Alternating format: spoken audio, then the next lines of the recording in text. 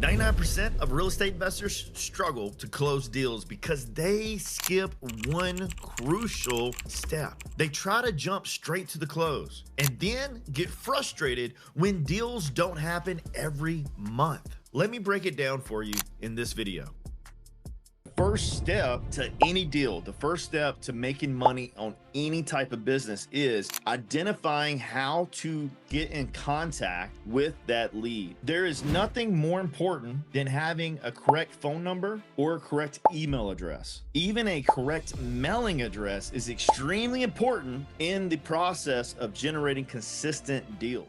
In stage one, what type of conversation are we going to have? Tonight, I'm going to go through some phraseology, is what we called it in air traffic control. Let me position this correctly. In air traffic, when I was an air traffic controller, meaning like I'm the guy talking to like 20 planes in the sky and trying to make all 20 planes land on one runway. We just didn't talk to airplanes. You don't just talk to pilots. Instead, you actually say things a certain way. And the reason you say things a certain way is because communication isn't what you say. All right, listen to me. Communication is not what you say. Communication is what the other person understands. And because of that, we have phraseology in air traffic because we don't want people just cowboying it up. We don't want people just saying whatever it is and all of a sudden a pilot understand it differently and do the wrong thing and it causes a issue. All right, we don't want to do that. So therefore we use phraseology that's written in this book and we followed it to a T. And if you don't use that phraseology, you get in trouble because communication is extremely important. Now, the reason I say that is because whether you've been on the phone for 10 years or this is your first day on the phone, making sales, prospecting, generating deals, you don't know what to say all the time. And instead, you divert to how you communicate in your everyday language. And when you do that, you lose sales, you lose money, you don't convert. But what I'm going to show you today on the stages 1, 2, and 3, and 4 is the sales process and what phraseology you can use in each stage because you're trying to accomplish something different. Now, I will never tell you that there's a one call close script. And the reason I would never tell you that is because that is BS. There's no such thing as a one call close script. If anyone tells you differently, tell them that you want them to prove it. And then go give them a list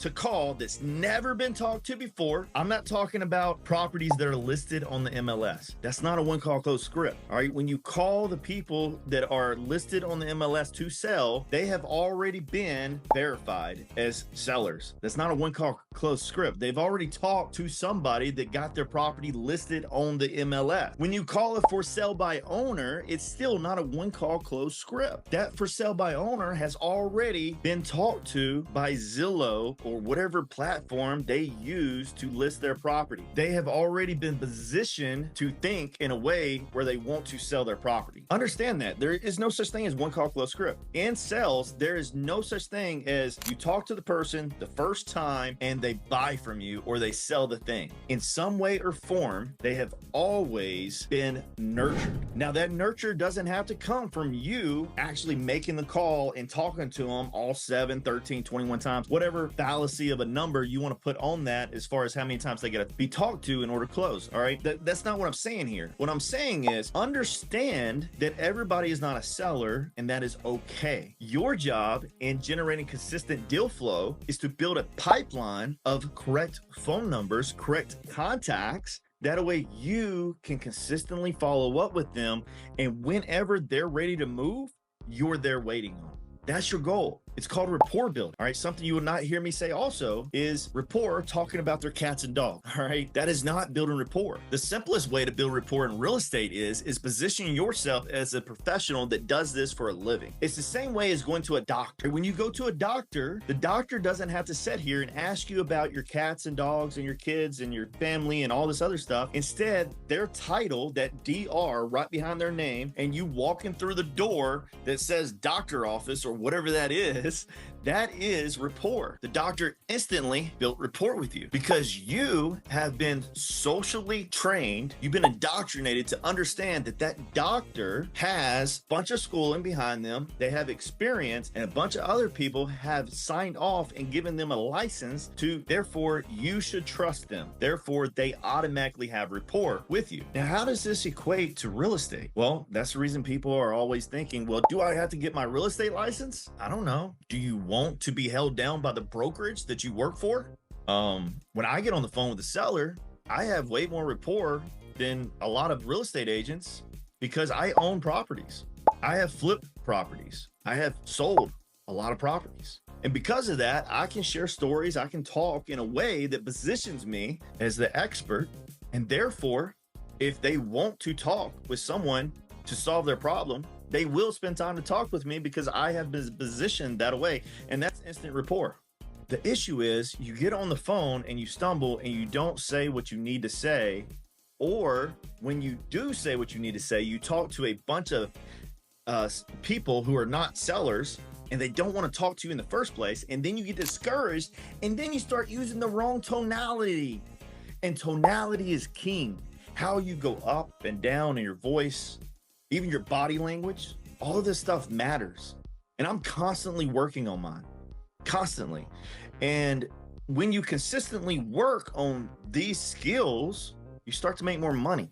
And then you become more confident and everything gets easier. So let's dive back in here and talk about stage one. Phone number, email address, mailing address.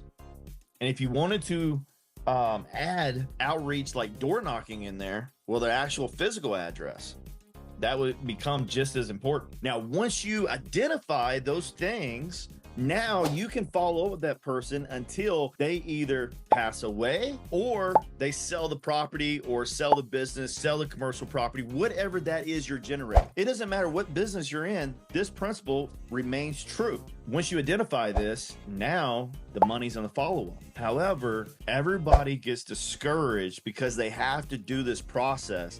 And I don't think it's the fact that you actually get discouraged. I think it's the fact that you don't realize and you don't just acknowledge that this is part of the sales process. Instead, we start thinking things like, it's the data. Let me get better data. The data is the issue. The data isn't the issue. It's all the same data. All right. The way data is sold is they simply pull a big giant list, the data company, the people who are selling you data. Name them. It's all the same. PropStream, Batch Leads, Privy. It's all the same. They're pulling it from another party. They're third-party data aggregators. That's literally their business model. And they turn around and sell you the same data over and over and over again. And they end up charging you 10 to 12 cents a skip trace to give you 3 to 6 phone numbers. In the Deal Boss project, we show you how to go get this for 3 cents, and it gives you way more phone numbers and way more possibilities and just data points in general, meaning your county list, meaning all those pain points that are already identified by the county. We give those to you so you don't have to guess. And yeah, you might say, well, hey, Eric, PropStream and all these other people do it too. Sorta. I bet you they don't tell you how many properties they own. I bet you they don't tell you when's the last time they bought a property. I'm just saying. We identify buyers also when we pull that list, and it's easy. I'm gonna show you how to do it. Now, you can pay to skip stage one. Well, how do you do that? Well, you can pay for ads, and then they're literally calling you. You can pay direct mail. They're calling you. You can pay per lead, where another company has done these steps and they're handing you the correct phone number and contact information. So you can skip stage one. But is that what you want to do? So when we look at the script for stage one, you want to trigger a lot of curiosity. You don't want to just blow through the intro and spit everything out really, really quick. You want to drag it out. You even want to stumble. You want to act like you need help. You want to act like you're unsure. I'm gonna talk about tonality. I'm not gonna spend a lot of time on this, but I just want to show you that the script is only framework, and you can't expect to be successful if someone just hands you this one call close script, because again, it doesn't exist. And also, there isn't magic words. It's It's magic communication. So whenever you communicate something in a way that the other person hears it the way you want them to hear it, now you start winning. So if I was just to call you right now and I was like, hey, I was wondering if you could possibly help me. I'm not really sure if I got the right number for Jen.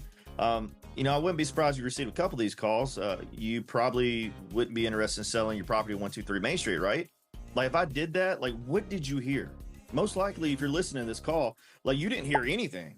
It just, right? Just, it was too fast. There's no tonality. There was nothing. But then if I call and I let it ring, they answer.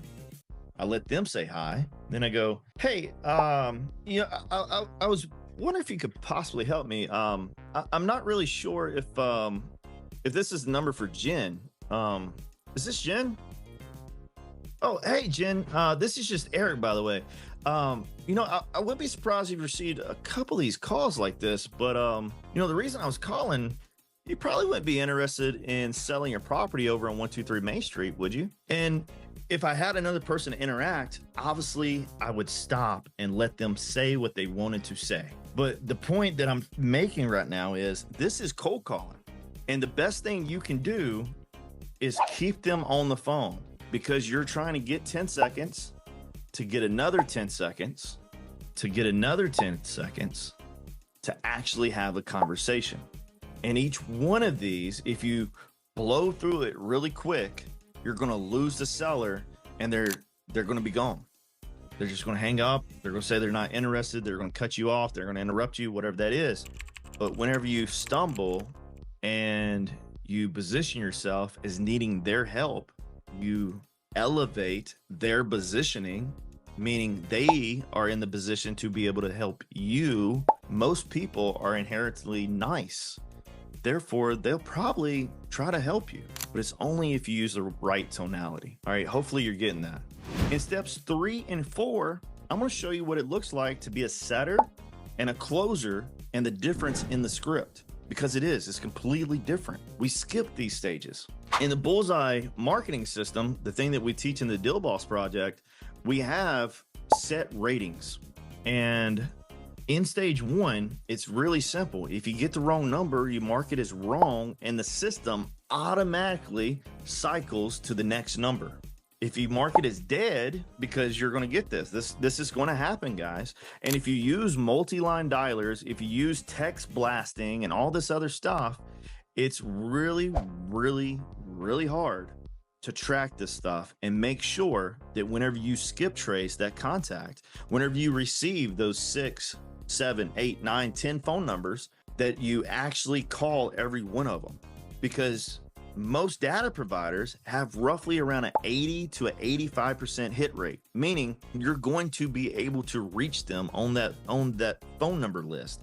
However, for the other 15%, guess what that is? That's your direct mail list. Right? I want y'all to hear me because I just dropped a big nugget. If you use this system and you're rolling through and you're filtering out these contacts and you go through all of the numbers that you skip trace, guess what? Nobody else was able to get a hold of them either because it's all the same data. And because of that, what we do inside the Deal Boss project is we automatically create a direct mail list for you. And it's called Exhausted. And the reason it's called Exhausted is because then you have a niche direct mail list. So instead of it costing you a bunch of money to just blast direct mail and mailers out, now you have a system where you know that, hey, I wasn't able to contact these people, or your VA, ideally you have a virtual assistant work stage 1 for you, and you would never do this, but maybe you're not in the position to do that. So you have to do this in the beginning. And with this list automatically growing, now you start to have a direct mail list where you're reaching people that no one else is reaching. Hopefully you're getting that. That's huge. Another big thing that I want to point out is whenever I was training my team, I would do call calibrations. It was really hard for me to correct someone who hasn't had a lot of conversations yet. And even the ones who had a lot of conversations, sometimes it's just not their fault that they get hung up on or the person doesn't want to talk to them. It doesn't matter who you are. You can call a person on Thursday and they can be the rudest, meanest, evilest person who ever walked the earth, but you can call them on Friday and I don't know what happens, but all of a sudden they're like an angel, right? So what happens and how do you handle that situation? Well, the way we handle it is there's a status called a human connected. You just mark it as human connected, and it's going to automatically cycle that phone number, that contact, back into your operation. And it's going to reach out to them again. It's going to load them back up into your dialer, and you can move on. It's not a lot of thought process here. All right, hopefully you are seeing this, like how easy this is. Congratulations, guys. You're the half of percenters. You're the people who actually do what they say they're going to do whenever you set forth to get something done. You're the one that's actually going to change your family's trajectory, and you're going to be able to enjoy time with your family like I do now that we built a massive portfolio, and now we're just living the dream. You can have that as well, but you don't want to have to be stuck in the tech world. If you got value out of this video, which I know you did because you watched the whole thing, the next step for you is join the Deal Boss Full Immersion, and we're gonna build everything for you. Hold your hand so you can focus on sales. I'll see you on the inside.